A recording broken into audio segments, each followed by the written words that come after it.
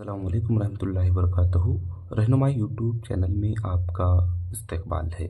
आज हम SSLC model question paper 4 में हम डिस्कस करने जा रहे हैं सवाल नंबर 2, दर्ज झील सवालात के जवाब लिखिए। तो देखेंगे यहाँ पर 1 मार्क्स के लिए सवालात हैं। तो हम 9वां सवाल देखेंगे। खती मसावात पर जोड़ा a1x + b1 y + c1 = 0 और a2x + b2 y + c2 = 0 खातिया ख़त ज़ाहिर करता है तो उन मसावात के कितने हल होते हैं। इन मसावात के कितने हल होते हैं। सही जो जवाब है एकता हल यूनिक सोल्यूशन या एक हल भी हम लिख सकते हैं। एक हल जब खुतूत खातिया हों तो उनके हल होते हैं एक। मुतवाज़ी खुतूत अगर हैं तो उनके जो हल होते हैं कोई हल नहीं। अगर मुंतबक या मुंतबिक अगर हैं तो उनके लामहदूद हल होते हैं। तो इस तरह से हमने इससे पहले की वीडियो में हमने डिस्कस किया है। 10वां सवाल यहाँ पर 2 दर्जी कसी रुकनी p(x) लिखिए जिसके सिफर अल्फ़ा और बीटा हैं। सही जो जवाब है इसका जो हम लिखेंगे यहाँ पर Zabita p(x) = x² - alpha + beta bracket x + alpha beta. इससे रिलेटेड एक सवाल 2 मार्क्स के लिए पूछा जाता है। आपको सिफरों का हासिल जमा और हासिल ज़रब दिया जाता है तो आप इस ज़ाबिते की मदद से 2 दर्जी कसी रुकनी बना सकते हैं।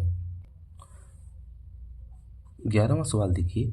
एक हिसाबी तसाउत का पहला रुकन m और मुश्तरी का फ़र्क 3 हो तो तसाउत का 10वां रुकन लिखिए करके सवाल पूछा गया है। जैसे कि पहला रुकन बोला गया है a1 = m, मुश्तरी का फ़र्क जो दिया गया है यहाँ पर मुश्तरी का फ़र्क d यानी 3 दिया गया है। तो n वां रुकन मालूम करने का जो ज़ाबिता है an = a + n - 1 × d। ये n वां रुकन मालूम करने का ज़ाबिता है। 10वां रुकन करके बोला गया है a10 बराबर a कितना है यहाँ पर m मौजूद है m जमा n यानी 10वां रुकन नफ़ी 1, मुश्तरी का फ़र्क जो है d 3 है। तो m जमा 10 में से 1 की तफरीक करेंगे 9 ज़रब 3, m जमा 9 को 3 से ज़रब करेंगे 9 3 27 यानी AP का जो 10वां रुकन जो है m जमा 27 है। 12वां सवाल यहाँ पर है। मुब्दा ओरिजिन से नुक़्त नफ़ी 3 4 का फ़ासला मालूम कीजिए। देखिए यहाँ पर जो मुख्तसा दिए गए हैं नफ़ी 3 और 4 यानी नफ़ी 3x है और 4 यहाँ पर y है। तो मुब्दा से फ़ासला जो मालूम करने का जो ज़ाबिता है d = √x² + y²। तो x यहाँ पर है नफ़ी 3 की दूसरी क़ुव्वत जमा y यहाँ पर है 4 की दूसरी क़ुव्वत अंडर रूट नफ़ी 3 की दूसरी क़ुव्वत यानी 9 जमा 4 की दूसरी क़ुव्वत 16। इन दोनों का जो सम होगा 9 जमा 16 25। 25 का जो जज़र है 5 यूनिट या इकाई हम लिख सकते हैं। इस सवाल को हल न करते हुए भी डायरेक्ट हम यहाँ पर हल कर सकते हैं। नफ़ी 3 की दूसरी क़ुव्वत जमा 4 की दूसरी क़ुव्वत, इनका जो मजमुआ होगा 25 होगा और 25 का जो जज़र होता है वो 5 होता है। तो इस तरह से भी आप हल कर सकते हैं, ज़रूरी नहीं कि इस तरह से पूरा फार्मूले के साथ हल करें। सवाल नंबर 13, कीमत कदर मालूम कीजिए tan a × cot a - cos a × sec a। इसकी हमें कदर मालूम करना है। यहाँ पर इस सवाल को हम देखें तो tan a × cot a की जो मक़लूबी जो सूरत है 1/tan a, या तो आप cot को चेंज कर सकते हैं या तो tan को भी चेंज कर सकते हैं। नफ़ी cos a ज़र्ब sec a की जो मक़लूबी सूरत है 1/cos a। tan a cancel होगा तो 1 रह जाएगा। नफ़ी cos a कैंसिल होगा तो यहाँ पर 1 रह जाता है। 1 में से 1 को तफरीक अगर करेंगे तो 0 होगा, यानी उसकी जो कदर है इस सवाल की जो कदर है वो 0 है।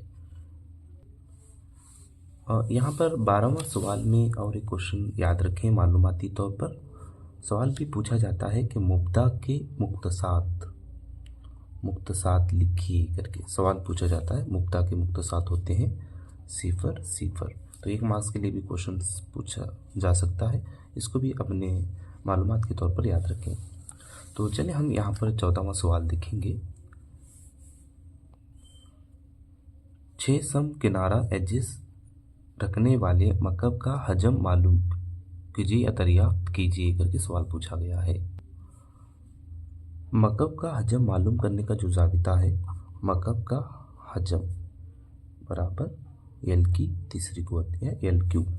जैसे कि आप देख रहे हैं यहाँ पर मकब इस तरह की जो एक ठोस शक्ल है जिसमें एक ज़िले की लंबाई दी गई है 6, यानी तमाम ज़िले यहाँ पर मसावी होते हैं और हर एक सतह मुरब्बा होता है। तो मकब नुमा का हजम पूछा गया है। एल की तीसरी कुव्वत फार्मूला है तो 6 की तीसरी कुव्वत।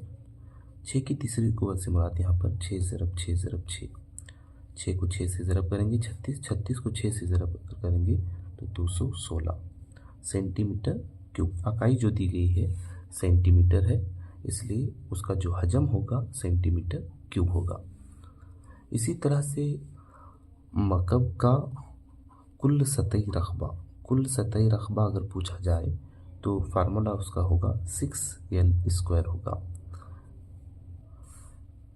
टोटल सरफेस एरिया इसको हम कहते हैं। इसी तरह से एक और ज़ाबिता यहाँ पर है, मकब का सतही रकबा या LS से लैटरल सरफेस एरिया 4L²। तो यहाँ पर कुल सतही रकबा में इन 6 सतहों को क्या किया जाता है, सतह का रकबा मालूम करते हैं और सतही रकबा में सिर्फ ऊपरी सतह और निचली सतह को छोड़ के 4 सतह का हम रकबा मालूम करते हैं। तो इसी तरह से यहाँ पर अगर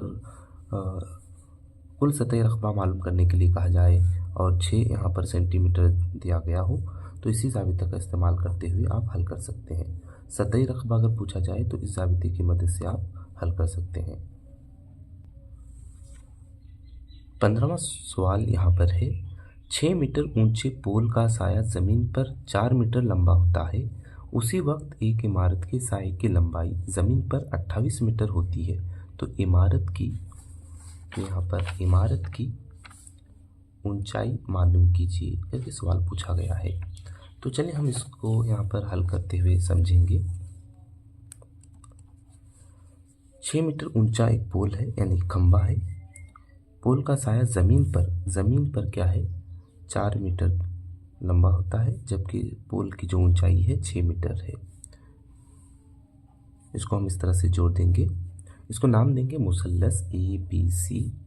इसी तरह से उसी वक्त ज़मीन पर एक लंबा जो साया गिरेगा 28 मीटर होगा। तो यहाँ पर उस इमारत की ऊंचाई मालूम करने के लिए कहा गया है, यानी यहाँ पर ये हमें हाइट मालूम करना है। तो इसको हम नाम देंगे PQR नाम देंगे। फ़र्ज़ करो कि इमारत की ऊंचाई h मीटर है।